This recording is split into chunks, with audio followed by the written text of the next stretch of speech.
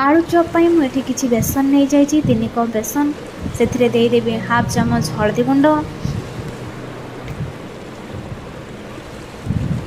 गोटे चामच लुण आवश्यक अनुसार नहीं पारे हाफ चामच लंका गुंड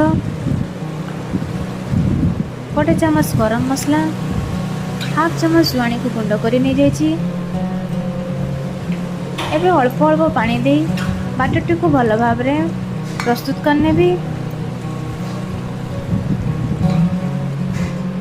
बाटरटी आम बेसी थिक हम ना यही कंसिस्टेंसी बाटरटी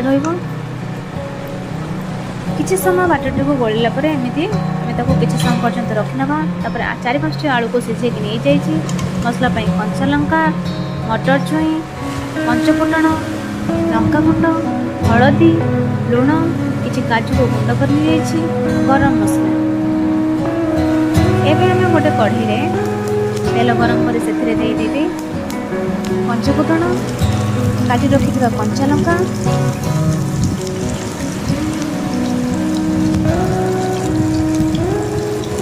कंचा लंका दे सारापर गोटे मिनिट पर्यंत फ्राए करने हल्का लंकाटी मौली आसला से देदेवी मटर ग्रीन मटर तापर ऐड करदेवी रखि काजू को आपन चाहिए से चिना बादाम बा पीनट्स दे पारे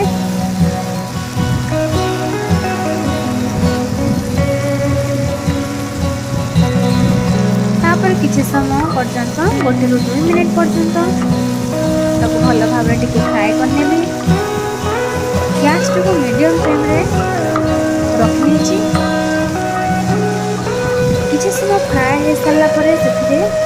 आम नहीं नवा आलू सीझे रखि आलू से स्वाद अनुसार लुण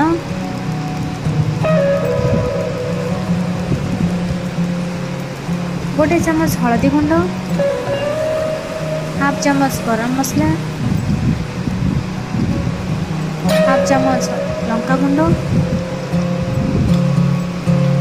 एवं आम मसलाटी को भल भाव कषि नवा मसलाटी हाँपाई आमको 4 ରୁ 5 मिनिट ही लगे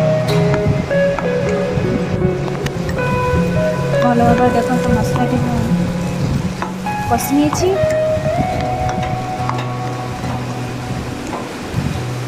गैस फ्लेम को मीडियम रखिथे मसलाटी हो आसला गैस फ्लेम को ऑफ करदेवी ताको ठंडा हाँपाई रखिदेवी ठंडा हो सारापर एमती गोल गोल कर सब तैयारी कर आम गोटे कढ़ई तेल गरम करी आलू चॉप गुड़िक आमर छाणी देबा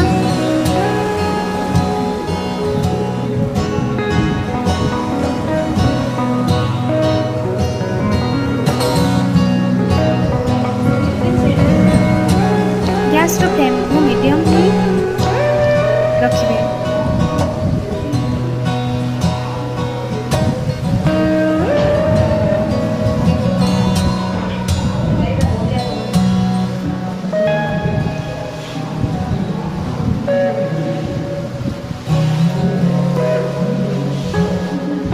एमती प्रोसेस रे सब आलू चॉप गुड़िक मुझे छाणी नेबी